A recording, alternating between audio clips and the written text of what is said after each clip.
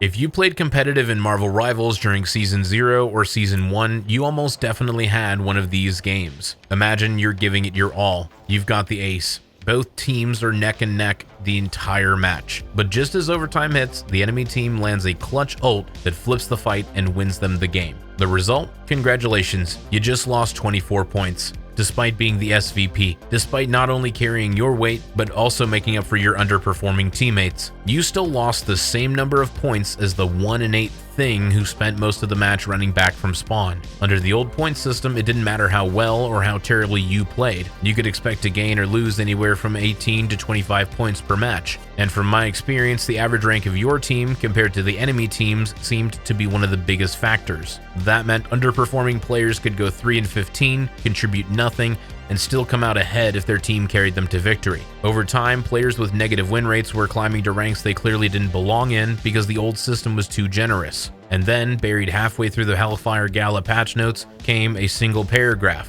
They were increasing the weight of individual performances at the start of Season 2. One of the most impactful changes made to ranked progression, one that immediately put strategists at a disadvantage compared to DPS and tanks when climbing, was a quiet adjustment dropped in the middle of the patch notes. Today we're going to take a look at how the system has affected Season 2's competitive climb, how the player base responded, and how it led to the devs themselves admitting that they got it wrong and that a rework is already on the way. Let's dive right in. Under the current Season 2 system, if you perform well, you can earn up to 50 points per win when matched against similarly or higher ranked opponents.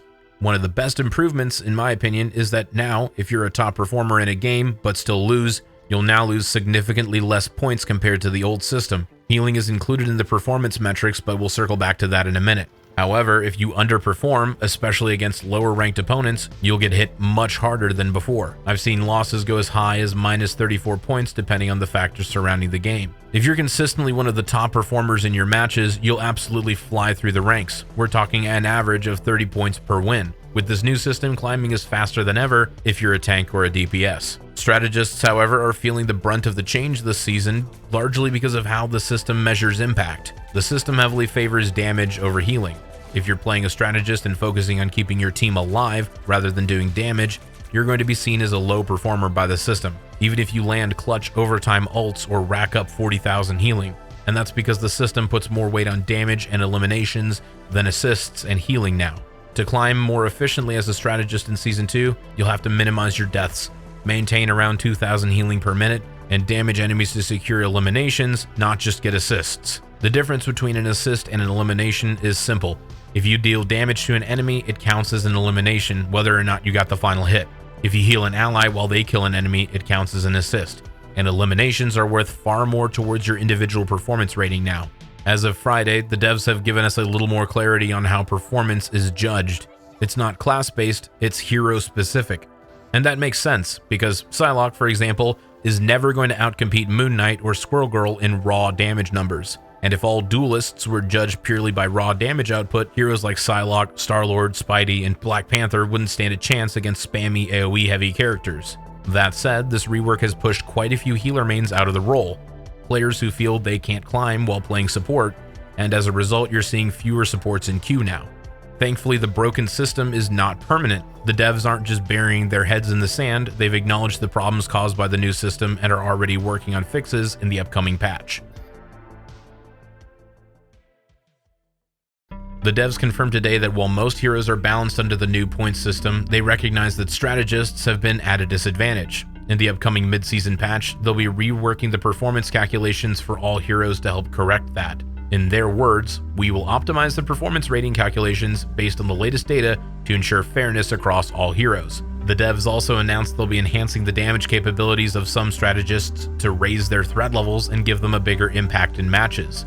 Now with performance metrics being recalculated and strategists receiving direct buffs to their damage, they should finally feel more capable in competitive play.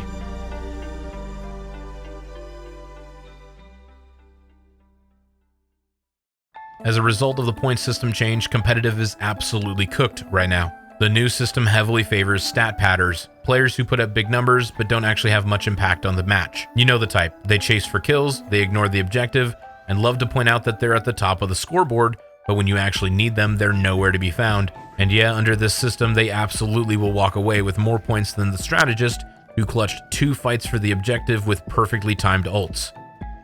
That's a completely valid criticism, and honestly, I'm glad it's being changed next patch. But until then, this imbalance has absolutely gutted the number of healers playing comp. I think it's a combination of 3 things though. 1, there's the disadvantage the current point system brought, which forced a lot of strategist mains to swap to DPS or tank if they wanted to climb. 2, the fact that heal bots from the past 2 seasons, the ones who barely fought back and never did any damage, can't make the same kind of progress this season. 3, the reality that playing healer just isn't very fun right now. The dive meta is largely unchecked, and as a healer, you're almost always the first one to be targeted by the enemy dive. You're the first one to be blamed by your team, and now with the new system, you're the last one to get a fair share of points. And now for the first time, we're seeing a cultural shift where people are starting to say, hop off support, instead of the way it used to be, where supports would tell underperforming DPS players to swap. I always found it odd that when somebody was doing poorly on DPS, people would tell them to get on to healer, which is arguably a more important role for the team, when they clearly couldn't even manage the basics as a DPS. But now the reverse is happening. If somebody's underperforming on healer, they're actually getting called out and told to swap to DPS instead because of the strategist shortage.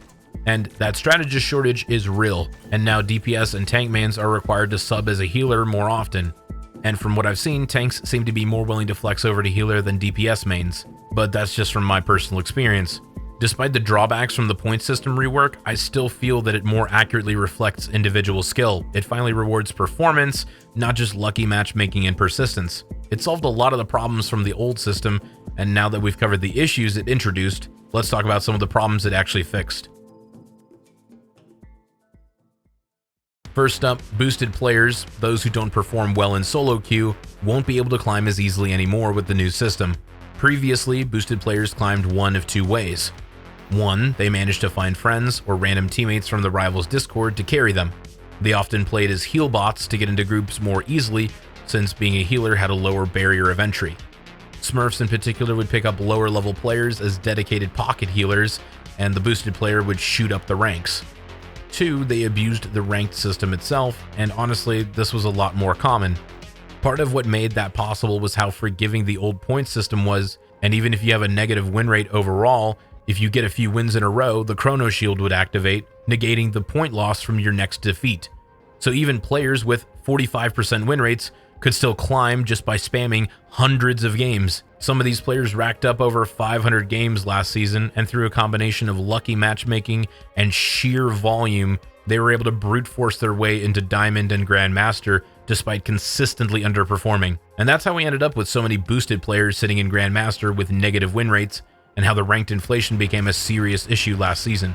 As for the boosted players who relied on teammates to carry them, with the new system, the players who are actually carrying them will rank up much faster, while the underperformers will be left behind. And that rank discrepancy becomes a huge limiter. And honestly, if you're the weak link on a team right now, you're just not going to be able to keep up pace with your friends anymore. Unless the stronger players are willing to create additional smurfs to help you climb, pre-mades like that won't last very long under the new system.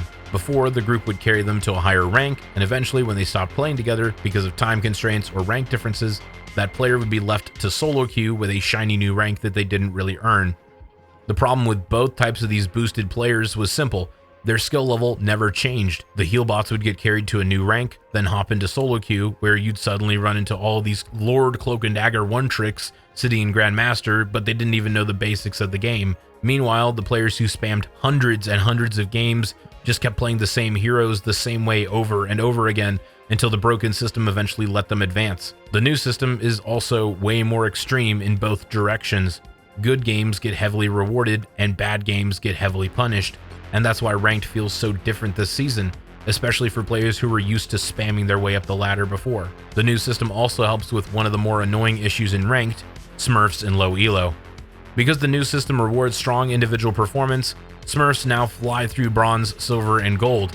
If you're putting up big numbers, you'll be gaining 40 to 50 points per game, and by my estimates, you'll be able to blaze through the entirety of bronze in just 7 games. Now, I don't want to derail this video talking about smurfs, since I already made a video about them, which I'll link at the end. The bottom line is that the rework helps good players climb faster and gets them out of lower ranks way more efficiently than before. Personally, the new system made climbing a lot smoother for me. As a dive tank, I was constantly pulling 25 to 30 points per win all the way through Platinum. It was probably the fastest and most consistent climb I've had since I started the game. What I noticed in a lot of my Platinum games, though, was that strategists often prioritized damage over healing, and sometimes they would even outperform the DPS on their team. But when they were on my team, as a tank, I've never had to run for so many health packs in my life. While I'm glad strategists are adapting to an unfair system to try and earn a fair share of points, it's often at the expense of actually winning the team fights. We queued as a trio with a dedicated strategist who focused on keeping us alive, while the enemy strategists were constantly trying to trade damage for healing, and it usually backfired, resulting in us stomping through Platinum. It wasn't until we hit Diamond that the complete lack of strategists really became obvious. Even queuing as a trio with a tank, DPS, and healer still often left us without a second healer unless one of us subbed or begged one of the other DPS mains to swap, leading to the team usually being made up of 3 DPS, 2 healers, and a single tank. Diamond has still been mostly fun, with some good days and some bad days, of course, but I'm really hoping that the upcoming patch helps shift the meta back towards proper team play. Because right now, having both DPS and healers chase kills to stat pad has led to some of the most frustrating competitive matches I've ever played in this game. So that's been my experience this season, but overall, where do I think the system stands? Overall, I think this rework is a massive improvement despite its drawbacks, most of which are thankfully getting addressed in the next patch. It rewards players who actually contribute, filters out a lot of the boosted players, and makes climbing feel a lot smoother overall. Once the disadvantages for healers gets fixed, it'll feel even better, but even right now, it's already a major step in the right direction. If you found this video interesting or informative, drop a like, leave a comment, or hit that subscribe button. It seriously helps push the video out to more people. Thanks for watching, and I'll see y'all next time.